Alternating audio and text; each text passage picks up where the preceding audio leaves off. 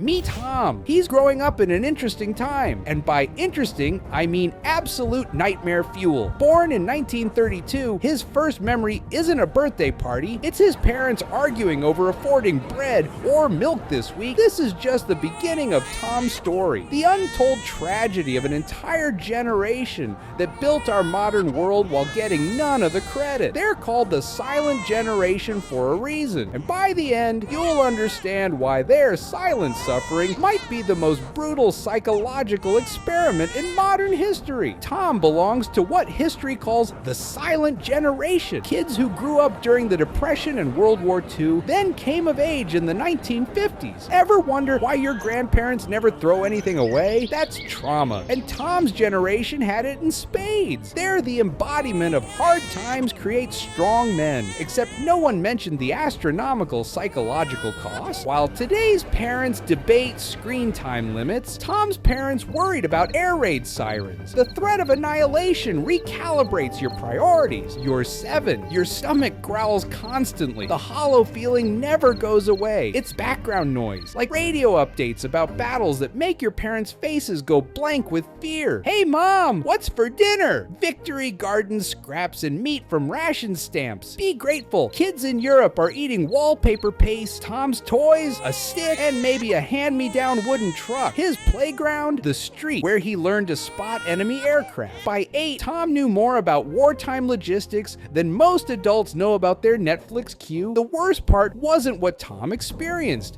It was what he never got to experience. Carefree days? Nope. Security? Not a chance. Being treated like a child? Sorry, there's a war on. This absence created developmental trauma, except back then, it was just called life. Tom's brain wired itself for crisis. His nervous system developed with the understanding that safety is temporary and disaster inevitable. When Tom had nightmares, his parents didn't comfort him. They reminded him kids in London had it worse. Perspective is important, but not the best bedtime story for a terrified 7-year-old learning that children regularly die in bombings. When the war ended, Tom thought things would get better. That's cute. False hope, the first of many. The world was in ruins. Europe looked like a giant had used it as a dance floor, and Japan had been nuked twice. The newsreels showed celebrations, but Tom's reality didn't match. This disconnect between official narratives and lived reality would define his generation. America wasn't bombed, but the economy wasn't thriving. Traumatized veterans competed for jobs, bringing PTSD nobody understood. Tom's dad returned from the Pacific with a 1,000-yard stare and whiskey-drowned nightmares. The house filled with the heavy silence of unspoken horror. For Tom's family, post-war years weren't about celebrating. They were about surviving in a world that still felt one crisis away from collapse. Every family member worked, including 14-year-old Tom, with his paper route and shelf-stocking job. Childhood officially over. As Tom entered adulthood, society had one message: conform or else.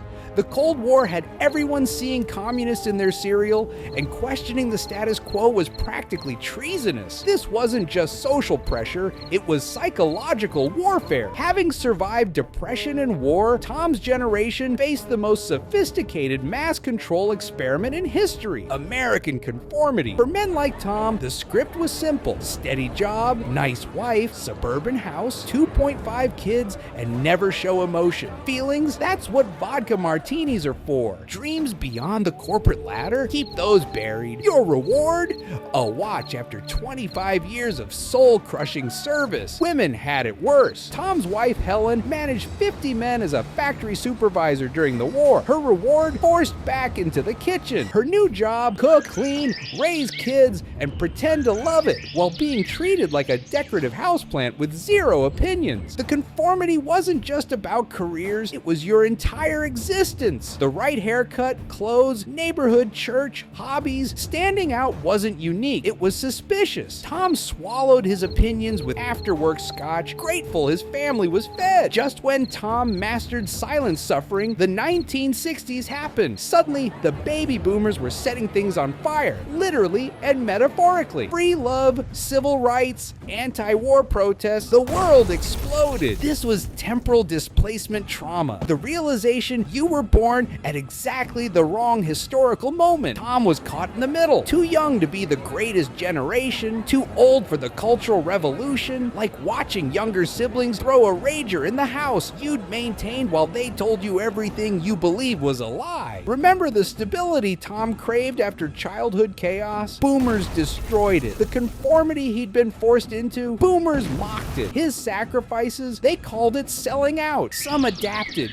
becoming quiet leaders in movements for change. Most didn't program for stability, not revolution. When your childhood was chaos, boring predictability feels like heaven, even with soul-crushing conformity. The boomers got glory, music, movies, cultural moments. Tom's generation, they paid bills, managed offices, and kept society from imploding while everyone found themselves at Woodstock. They became the invisible infrastructure holding up a revolution that never acknowledged them. The cruelest joke? History barely remembers Tom's generation. The greatest generation saved democracy. Baby boomers transformed culture. Tom's peers? A footnote. The silent generation history skipped. The ultimate wound. Complete erasure. Tom built the modern world, the infrastructure, corporations, stable society that allowed boomers the luxury of rebellion and got zero credit. Talk about the ultimate participation trophy. Complete historical invisibility. They didn't choose silence. The world never gave them a microphone. They were too busy holding everything together while others made speeches or threw bricks. They became history's forgotten middle children, assumed to handle things while spotlights shone elsewhere. Their strength wasn't grand gestures, it was quiet endurance, bending without breaking, swallowing disappointment and moving forward. In a world obsessed with loud voices, the silent generation's superpower was also their curse, carrying unbearable burdens without complaint. Psychologically, they developed resilience as their primary adaptation at enormous personal cost. Next time you see an elderly person saving plastic containers or suspicious of good fortune, remember Tom. He's not stubborn. He's a survivor of a world you've only seen in history books. He held the line while the world burned, changed, and forgot him. If there's one lesson from this forgotten generation, it's that those who quietly build rarely get deserved credit. The question is, which generation today